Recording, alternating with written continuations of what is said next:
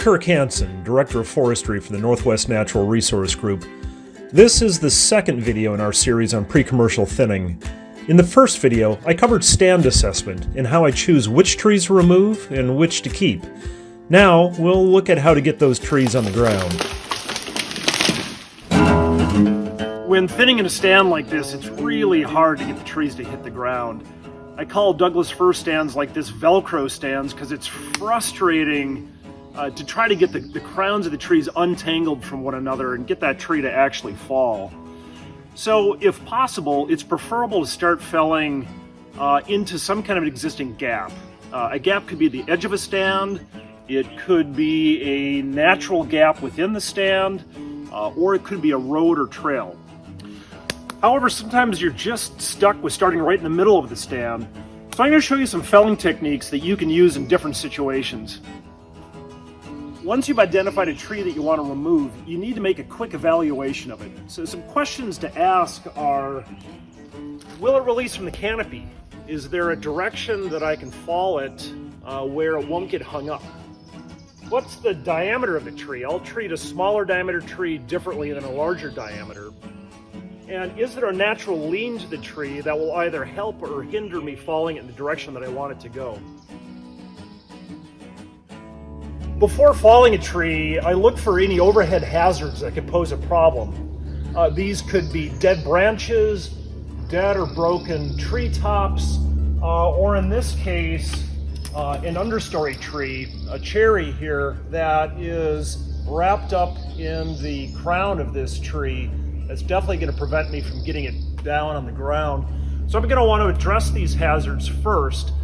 If I can't quite get at them, then I'm going to work around this tree and come back to them later when there's a little more of a clear opening. So I'm going to cut 3 trees in sequence that are going to allow me to fall all of them into an existing gap that's behind me. I'm first going to cut this small diameter tree just using an angle cut at the base to sever it from the stump. It should fall on its own. If it doesn't, it's small enough I can pick up the butt of the tree, drag it back, and that'll get the crown to fall into that gap. The second tree I'm going to cut is this one, and again, I'll directionally fall it that way into the gap. And the third tree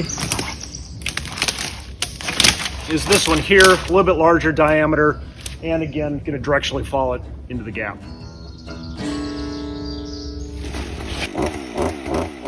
Once I've selected a tree, I limb up the branches to about head height so I have easy access to the trunk.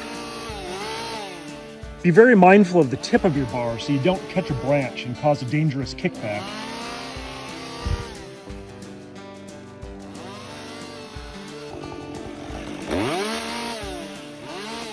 If the tree is smaller in diameter, say no more than twice the width of the bar on my saw, it can usually be severed from the stump using a diagonal cut near the base of the tree.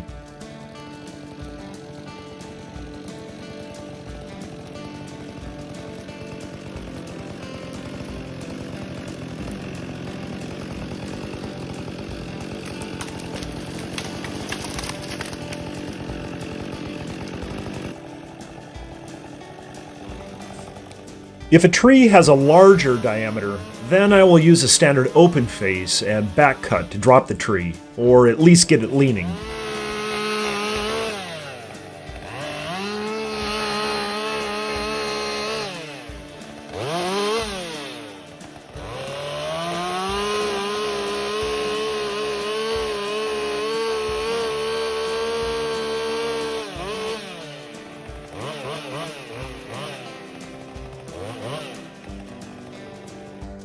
In a dense stand like this, trying to get a tree to fall all the way to the ground is nearly impossible. To get started, I usually just focus on getting trees cut from their stump and leaning slightly, then gradually bring them to the ground using any one of a number of techniques I'll demonstrate in the next video.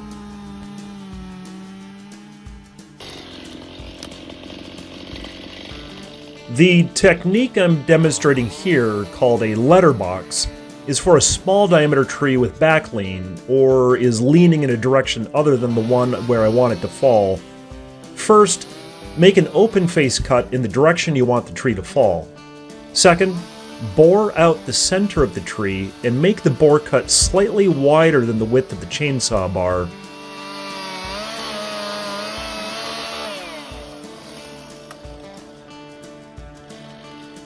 Third, place a wedge in the bore cut.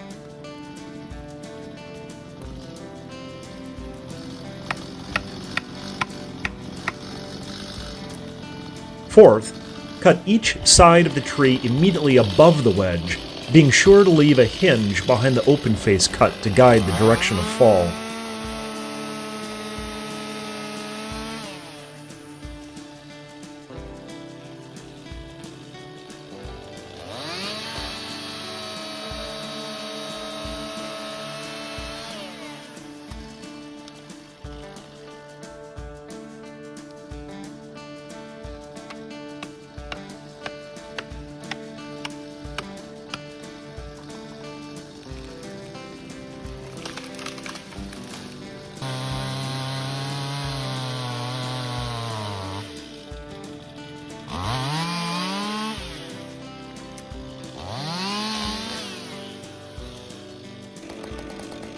The technique I'm demonstrating here is for a larger diameter tree with back lean.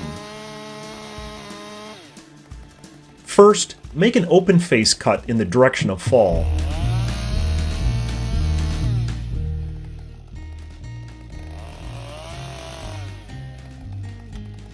Second, make a shallow back cut a couple inches deeper than the width of the saw's bar.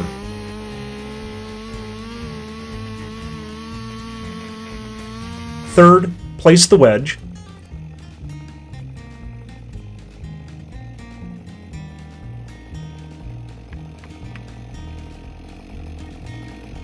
Fourth, complete back cut leaving an adequate hinge.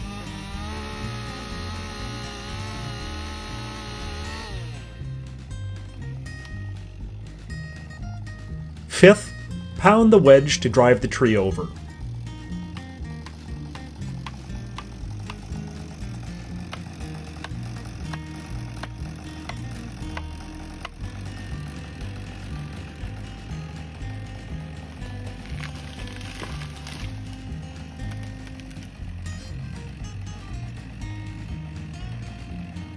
Then cut the stump flush with the ground.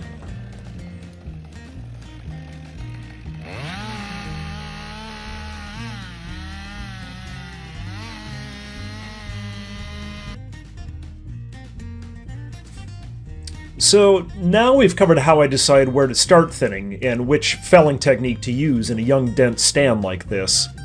But in these stands, things don't always go according to plan. In the next video, I'll show you what to do when a tree gets hung up in the canopy, and walk you through a few techniques I use to get those trees safely on the ground.